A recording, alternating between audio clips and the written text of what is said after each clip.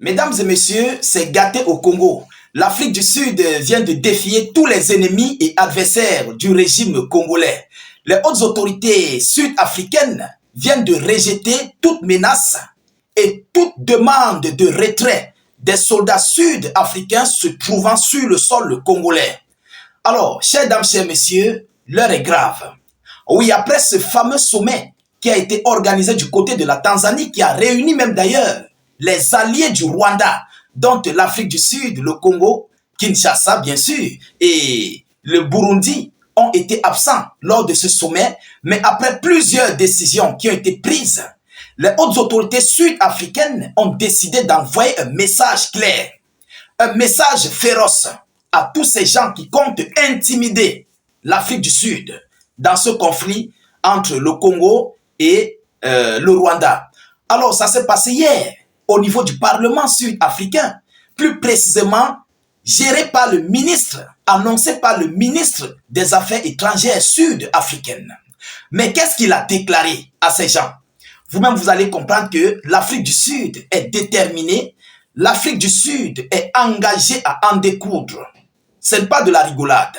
Je vous avais annoncé que l'Afrique du Sud a transféré 3000 soldats, le Burundi 10 000 soldats, plus ceux qui se trouvaient déjà d'abord là-bas, avant cela, avant le transfert, vous comprenez? Alors écoutons voir ce que l'Afrique du Sud vient de déclarer, mesdames, mesdemoiselles et messieurs. L'heure est grave. Il ne compte pas baisser la garde. Mais avant de continuer en profondeur, je vous prie d'ailleurs, vous qui nous suivez partout à travers les 4 coins du globe, recevez mes salutations et portez-vous volontiers de vous acquitter à vos droits de contribution à la réalisation de nos vidéoconférences en sécurisant la vidéo parce que n'oubliez pas que nous sommes dans une guerre de communication. Vous comprenez? Rassurez-vous de mettre beaucoup de j'aime. C'est ça qui contre-attaque tous les signalements. Mettez beaucoup de j'aime et partagez la vidéoconférence dans tous les groupes possibles.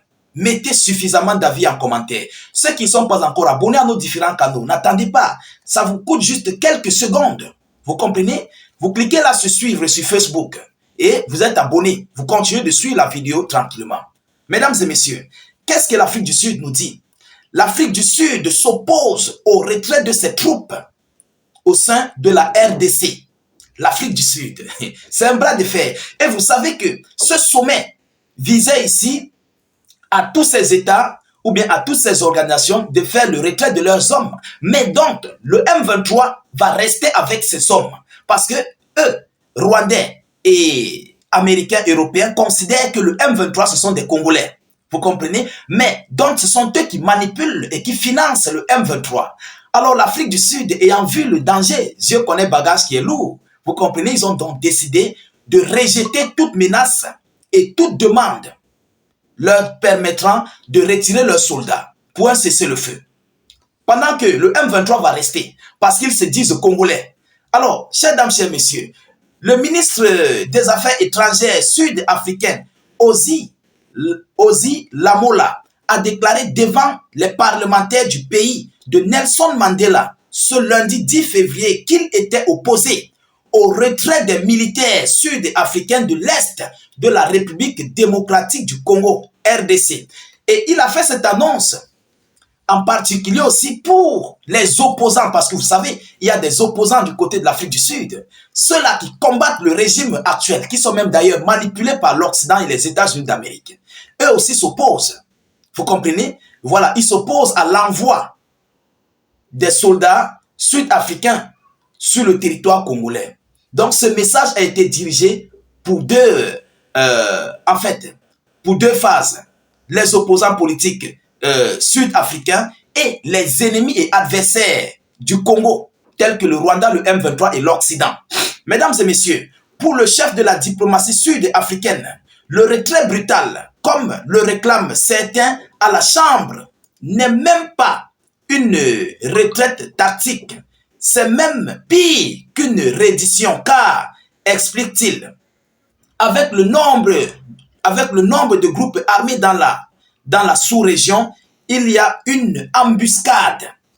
Vous comprenez? L'Afrique du Sud dit qu'elle ne peut pas retirer ses soldats parce que les terreaux qui sont dans la sous-région, ça risquerait vraiment de prendre de l'ampleur. Alors, il faut anéantir cette menace. Qui sont ces terreaux?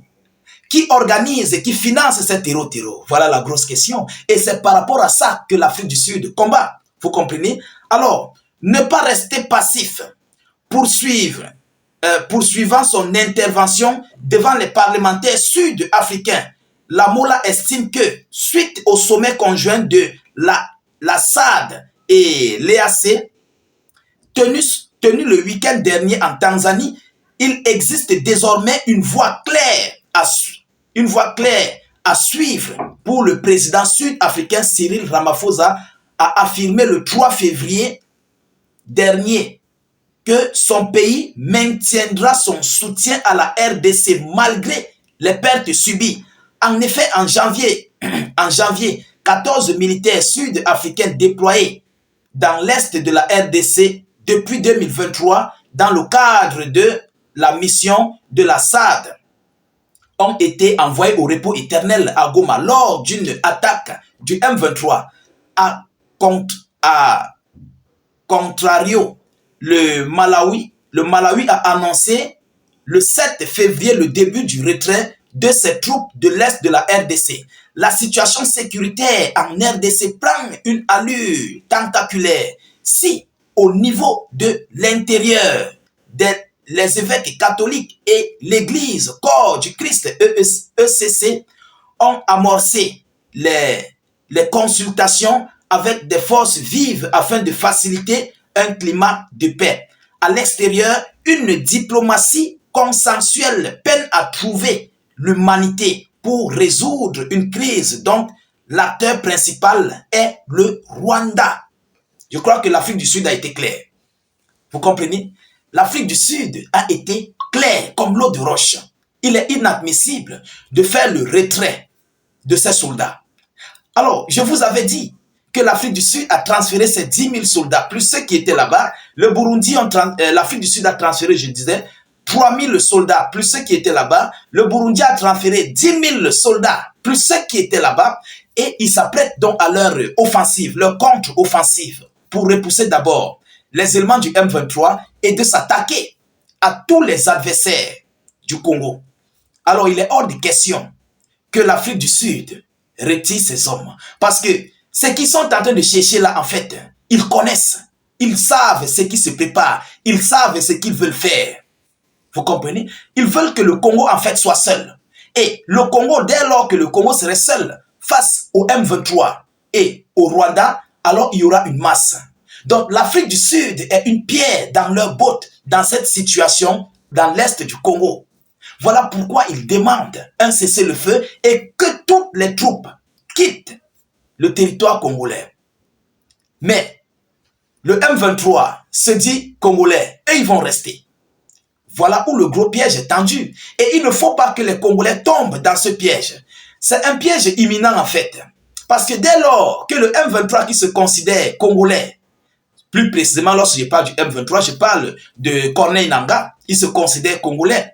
Vous comprenez? Il se considère congolais. Mais si lui, il reste avec ces éléments, est-ce que toutes les troupes ou bien tous les rebelles sont quittés? Je crois que non. Lorsqu'on va dire au terreau de quitter, Corneille Nangaa ira où?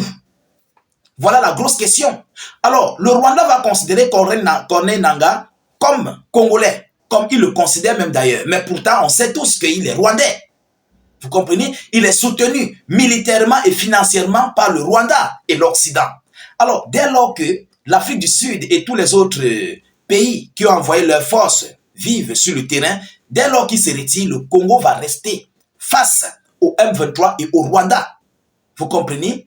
Ils seront face au M23. Mais le M23 qui serait financé militairement et financièrement par le Rwanda et l'Occident. Voilà le coup dur, voilà le jeu en fait que les Occidentaux veulent jouer avec ces fameux sommets créés par eux-mêmes en Afrique. Mesdames, Mesdemoiselles et Messieurs, mais heureusement l'Afrique du Sud a lu le jeu. Ils ont lu ce jeu dans les cartes grises de ces petits clochards. Ce sont des clochards. Ah oui, Paul Kagame est un clochard. C'est un clochard. Ce n'est pas quelqu'un, voilà, il ne réfléchit pas. C'est un clochard. Mesdames, Mesdemoiselles et Messieurs, je crois que ce conflit est réellement en train de faire peur au Rwanda et à tous leurs alliés. Nous continuons de suivre cette actualité le plus près que possible. Nous ne manquerons pas de vous tenir informés de la suite de ces hostilités très chaudes et brûlantes au niveau de l'Est du Congo. Continuez de vous abonner au maximum à nos différents canaux pour ne plus rater nos prochaines vidéos d'actualité. Surtout, mettez suffisamment de j'aime. N'hésitez pas, mettez beaucoup de j'aime et suffisamment de cœur d'ailleurs. C'est très important. Et mettez aussi beaucoup d'avis en commentaire. Même si vous n'avez rien à écrire, vous pouvez mettre salut, état d'urgence ou encore vive la paix dans le monde.